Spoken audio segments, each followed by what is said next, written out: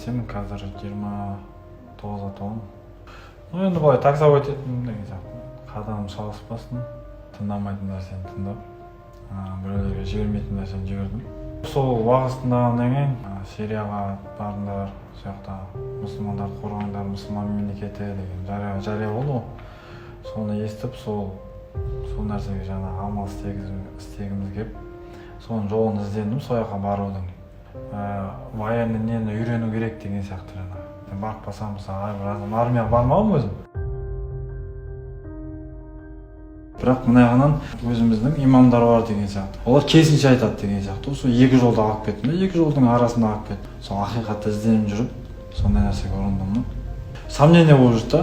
Кейін жаңа таныс жүрген қызыма айтамын, жаңа ақпараттарды жіберемін, осындай. Жалпы не дейсің жаңағы уағыздарды. Ол мен жаңағыдай сол жаққа шақырып отыр деген оймен сөйтіп түсінді да ол.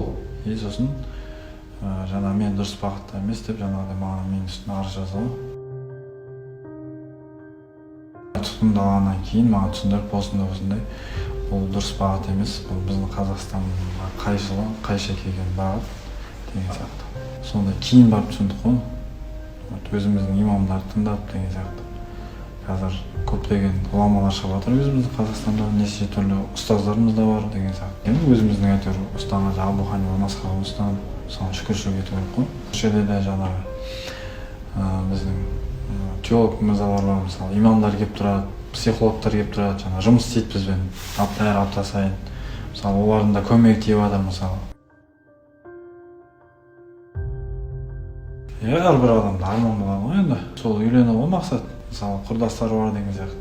Соларды уже аяққа тұрған деген, соларға қызығасың, мүмкін ол кезде бүйтпесем, солармен бірге кетер ме едім деген сияқты ғой.